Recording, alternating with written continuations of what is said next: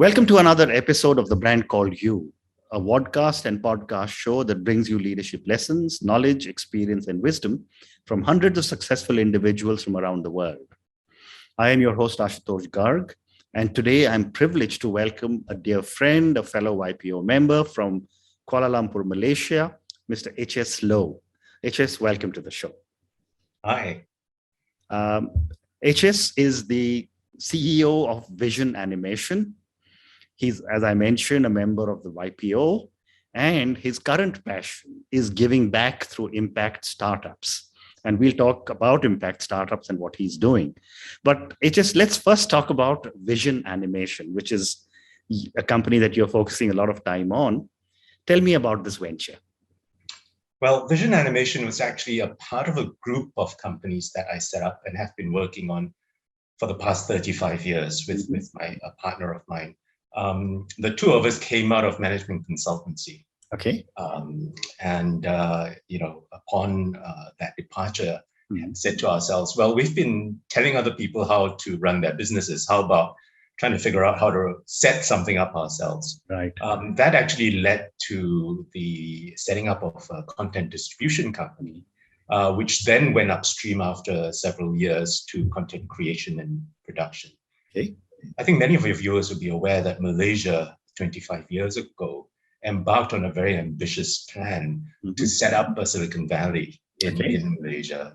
And as part of that, content companies were encouraged to take on technology. And of course, today, I mean, everyone understands that you cannot separate technology from content creation. Every movie that you see nowadays has special effects, made on a computer. So in the early days, when this was being encouraged, we decided that, well, we're in the content business. We're now being given huge incentives to get into technology. And so we decided that we were going to get into animation. So that's where I've been spending most of my time now in trying to build what I thought would be, and in many ways we have, build a world-class animation studio and a business. So, Fascinating. But tell me, you mentioned just now that every movie has some degree of animation. My question to you is, how important is animation in telling stories? Oh, very, very important. Well, I think telling stories is important. Correct. All right, no matter what. I mean, we're all storytellers, and the most successful people in the world are the best storytellers. And that's how they talk to people and convince them to see their point of view. So from that perspective, animation lends itself extremely well to storytelling. Because, I mean, you create the characters, you animate them, you make them do exactly what you want them to do. And of course, then a lot of planning goes into the process of that storytelling, from the storyboards all the way through to the animation itself and the directing and the acting. So yes, it is very important, and it's a great way of telling stories. Very interesting. And you've been working for so many years in this sector. You work on television, film, animation, gaming. How do you handle the different needs of each category? Okay, the process of content creation in the context of film, television is similar across the board. The manner in which you do it, of course, is different. Live action versus animation, for example. And of course, the budgets for film and television are also very different. But there are sufficient similarities across them for me to have been able to apply certain principles. But really, like any other business, it's about managing people and inspiring them. And of course, being in a creative industry, they have to be inspired in order to do good work. Absolutely. And I think the biggest challenge for us has been in Malaysia, where I think from the time of our independence 60 odd years ago, we had the opportunity to really excel. I mean, we used to be, I use the word quite carefully, used to be an Asian tiger, because there was this carry on from the early days of this yearning to really do well. I think the country may have lost its way in recent years. And in that context, my biggest challenge was to actually get people to think beyond themselves, as it were. So really, it was more about getting people to do the best that they could when there was a tendency for them not to. Fascinating. I've been visiting Malaysia since 1989. And I do believe it has always been my favorite country, even when we used to live in Singapore for so many years. Haven't been back for many years, but I think the young people of Malaysia have always had a lot of talent. And yes, you're I mean, absolutely right. They need to be. yes, we've always had a lot of talent, and I think the infrastructure that was left behind, in terms of the civil service, the schools, the educational system, etc., allowed for Malaysia to actually inculcate, really good habits in the early days. But like I said, more recent policies have kind of diluted that. Correct. So, you also mentioned that, when you started off, your objective was to create a global player in animation. Yeah. And I'm so happy to see people talking global from Asia. Normally the view of most people is global comes from the West. All others are regional or national. My question to you is, as you started to build this global company, what were some of your challenges and what were some of your learnings? Okay, well, the first challenge, like I alluded to already, was whether or not our own talent was prepared to go global. So essentially, there was a lot of mindset shifting to make people believe in themselves and to stretch. So that was one challenge. Sorry. The second really is about cultural issues. And part of the reason why people assume, or even our own people assume, that the lead has to come from the West is because I think the largest markets are in the West. So for example, in the case of content, there's no question that until now, even, the largest market is, for example, the US market for content, right? And therefore, the lead should naturally come from there. Who are we to want to address that market when, number one, culturally we're different, we do speak a different language, our sense of humor, etc., and the way we tell stories is different. So again, those are the things, especially in content, that I had to grapple with. And in the context, therefore, of those cultural issues, the question is about what sort of stories do we tell that are indeed global. Now, of course, a good story well told is actually already global. It doesn't matter where it originates. It's just a matter of how you tell it. But again, there are techniques. So there are all of these issues that combined to make it a challenge, to try to create content for a global marketplace. And not to mention the business end of it, which is about funding, finance, etc., etc. And those are even bigger challenges, of course. Absolutely. So, when I was preparing to talk to you, I was reading a little bit about animation. And I was seeing or reading that there is a lot of work now happening on folk stories from different countries. Yeah. Do you see something similar happening out of Southeast Asia? It is a natural thing to do. And in fact, when we first started out, and I'm talking now about 20 years ago, and people were already, MDEC in Malaysia, the Multimedia Development Corporation, now called Malaysia Digital, was actually saying, okay, how do Malaysian companies address global markets, right? And the natural tendency was to go, oh, well, we're a Malaysian company, so we should be telling Malaysian stories, and we revert to folk tales. Now, there are two sides to that particular approach. On the one hand, yes, we are going to be true to our cultural selves by taking that approach. But on the other hand, are the stories that are based on folklore that interesting to a global audience? Again, the cultural issue rears its head. So I think there are exampple of how that has been successful. Disney did this with Mulan already twice. And I think there are several other examples, but there are also many examples of folk tales being done or redone in animation that haven't worked. So I think the compromise is you can use a folk tale, but you need to bring the techniques that are recognizable even by the children who are in your audience. They're all experts. Correct. They're so used to watching really high quality content every day that they will immediately recognize something when it isn't very watchable. True. Well said. So let's now move to the second part of our conversation, and let's talk about impact startups. I'd love to. You mentioned that this was one way of your giving back in a world where we've received a lot. For our viewers and listeners, tell me, what is an impact startup? Okay. Well, I mean, the word impact comes from the impact we have on the world around us, yeah? And in this case, it's a good that we do.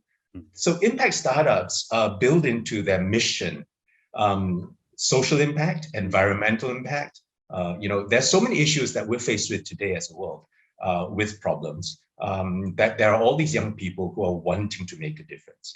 So the impact could be social, could be female empowerment, underprivileged kids, environmental, of course, carbon emissions, waste management, and then there are these huge problems that we have with food, yeah, whether it's food wastage, also food sustainability, urban farming, it goes on, and climate change, etc. So there are many initiatives globally now, and many people actually trying to address these things. We should help them. Okay, and you also mentioned that you are supporting several impact startups and trying to get them to get off the ground, if I can use that term. My question to you is, how can a lot of these impact startups make a difference in the ecosystem they're working in? Well, clearly, first, they have to be nurtured, yeah? And of course, this is where accelerators come in, or coaching programs come in. And in Malaysia, we've been lucky that we've actually had an ecosystem built over the past 20 years, which was aimed primarily at the tech sector. But of course, again, nowadays, it's hard to separate the tech from, impact. Yeah. And therefore, there's actually been a lot of experience here that's been built up in creating an ecosystem with coaches, with business planning experts who help these startups, develop a good business plan, and still build the mission of impact together with commercial viability into their plans. And so once a startup has actually managed to put these two things together convincingly, then perhaps either investors or partners who help them scale, either purely from procurement of their services to start with, to helping them, operationally, or to guiding them or coaching them or mentoring them, ultimately funding and investment. Amazing. And my next question is that, there are impact startups, but then there are people of your and my vintage with 4 decades of experience, good, bad, learnings, etc. How can people like you and me actually support impact startups so that they really thrive and fly? Yeah, and that's a question actually I've been trying to come to terms with myself over the past couple of years. In running my own business in television and film, I've often thought, can I do more than just make television? Okay. And as I, with COVID, gave me the opportunity really to rethink many things. And so in addressing this question, I came to the conclusion that it wasn't about me investing necessarily in a startup, because how much, I'm not Bill Gates, so I can't invest in, thousands of startups. But on the other hand, in the 40 years that I've been in business, being in organizations like YPO, I have developed many relationships, like the one with you. Correct. And having this conversation today is important because it's spreading the word. So if I can therefore leverage the relationships, the credibility that I've built, and my own experience with startups and entrepreneurship, right, and bring that to the table, I can marry these resources and help scale. Because if I help 10 companies, that will be 10 times more than what I can do myself. Very well said. Very well said. Well, and one more question. You did mention that you are doing a lot of work with several startups. If it's not confidential, would you like to mention what kind of areas are you focusing on? As many as possible. So impact, while my own personal preference is actually to look into the food space, there are so many issues. So it's social impact. So providing employment to seniors, people who are already retired, who are still viable and have a lot to contribute, to underprivileged women around, especially in Asia, are not necessarily in the best place and do need help. To, of course, waste management. And there's a very interesting company here that can actually convert waste within 24 hours into compost. Wow. Okay, so that's really, really powerful. Into carbon emissions, the reduction of carbon emissions by helping transport companies actually become more efficient in how they actually carry loads or how often they're booked. To food sustainability in terms of urban farming, vertical farming, and initiatives like that. To another huge problem in the waste area, which has to do with dumping of building materials in landfills. I didn't realize this, but most large projects deliberately overorder up to 10% of the materials that they need to allow for breakage, renovations, etc. And then at the end of the project, find that they have to dispose of this. We're talking about billions of tons of building materials that go into landfill. It's amazing. So there are lots and lots and lots of issues across the board. Fascinating. So now I'm going to move to a few questions for you personally. Our viewers and our listeners who are very, very young love to know a little more about my guest.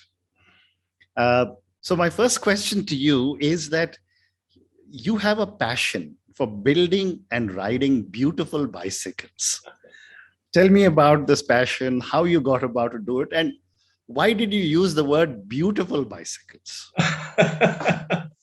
Okay. Well, I've been a bit of a health freak for many, many years. Yeah. And about 15 years ago, I rediscovered cycling. I mean, we all grew up riding bicycles when we were kids. Yeah. But 15 years ago, a couple of friends of mine said, come on, I'll take you out on a mountain bike ride. And I went with them and I went, oh my God, this is so good. It went on for a few years, but then more recently, maybe 12 years ago, I discovered road racing bikes, okay? And when one actually starts looking at the bicycle, not just as a means of transport, but as something else, then you realize how beautiful the work that goes into them, especially if they're handcrafted.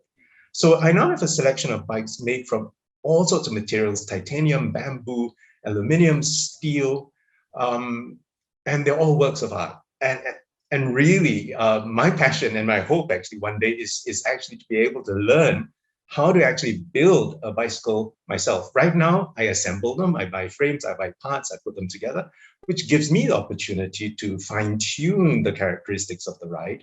But to actually build a frame, whether it's by fillet brazing or TIG welding, is going to be something else. So that's my secret passion. How fascinating. And how much would you be cycling on an average in a week?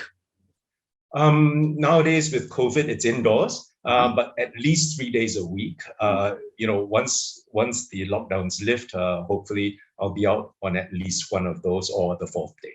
Fantastic. The other passion that I was reading about is underwater photography. Yes. Tell me about this passion and some memorable moments. I mean, have you come face to face with some of the big fish in the sea? Absolutely. I started in 1977 when the sport was nowhere near where the sophistication of the equipment is today, and so have been diving for a very long time. The most memorable moment was really diving with a tiger shark in Fiji. Wow. That was actually a YPO trip that I organized. We had YPOs from Australia as well on that trip. And it's just amazing to be able to swim with a tiger shark, that's 16 foot long, apex predator, and actually the behavior, because that wasn't the only shark in the water. There were bull sharks. There were a lot of bull sharks in the water that disappeared, at least went out to the periphery of our vision when the tiger shark arrived. So there was clearly this amazing hierarchy, of predation. And one of the divers actually forgot to bring his gloves and was brave enough, therefore, as the tiger shark swam right over us, reached his hand up and stroked its belly. Wow. Those are some of the most amazing moments of my life. Incredible. So now let's talk about a few more questions. I've got, I think, time for 2 or 3 more questions. For someone who does so many different things, your vision animation, impact investing, The whole thing of bicycles, underwater photography. As a business person, and as an individual, what are some of the core values you believe in? Oh, okay. Underneath everything, and this sounds like a cliche, is it's about integrity and honesty. I mean, above all else. Yeah. Of course, hard work. I mean, born from immigrant parents, Chinese diaspora. My forebears were very poor farmers, and I think that's built into our DNA. So it's hard work. But I think the most important thing is this open-mindedness that I've learned about and really built into my DNA.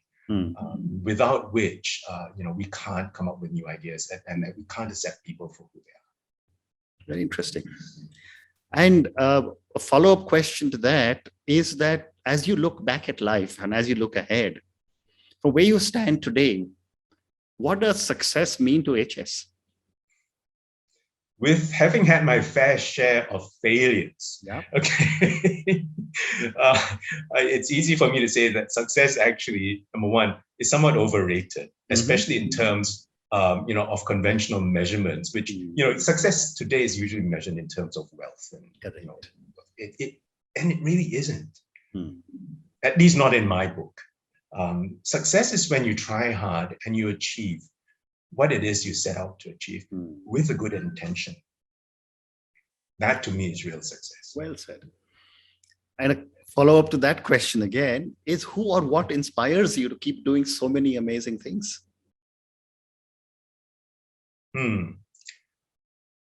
Many people. There are too many examples for me to actually pinpoint one. My father was certainly inspiring. A typical Asian entrepreneur who did everything, from tin mining and exploration to, one of the earliest nightclubs in KL, a true entrepreneur. And he taught me many things when I was young. The other bit of background is that I'm a son amongst 7 daughters that my father had. Okay. So clearly, it was a position of privilege, and he did spend a lot of time imparting wisdom to me. Other people, there's so many people who inspire. So it's really not so much about specific people as really the stories of inspiration that I've heard and come across so many times, and that I've tried to build into my own life. Very interesting. And it's just my last question to you, and this is for the thousands of young people who will listen to our conversation. As a successful entrepreneur, what would you advise a young individual who's starting off on her or his journey as an entrepreneur? The advice I gave my own kids was, have a passion for something. And if you believe in that something, it really doesn't matter what it is. It could be shoe shining, okay, to something a lot more noble. As long as your passion makes you the best person in the world. So you could be the best shoe shine boy in the world, and you'll do okay. Okay. So I would give the same advice. It has to be passion driven, because without that passion, you will not have the energy and the endurance to see it through. And entrepreneurship is a marathon. Agree with you. Agree. Well said. HS, thank you so much. It's been such a pleasure and a privilege speaking to you. Thank you for taking me down the amazing journey you've had with Vision Animation. Thank you for your incredible views on impact investment. And thank you for sharing so much about your passions, including your story with the tiger shark. Thank you again, and good luck. Thank you, Ashutosh. Thank you. It was a very well spent 25 minutes. Thank you. Thank you for listening to the Brand Called You videocast and podcast, a platform that brings you knowledge, experience, and wisdom of hundreds of successful individuals from around the world. Do visit our website www.tbcy.in to watch and listen to the stories of many more individuals. You can also follow us on YouTube, Facebook, Instagram, and Twitter. Just search for the Brand Called You.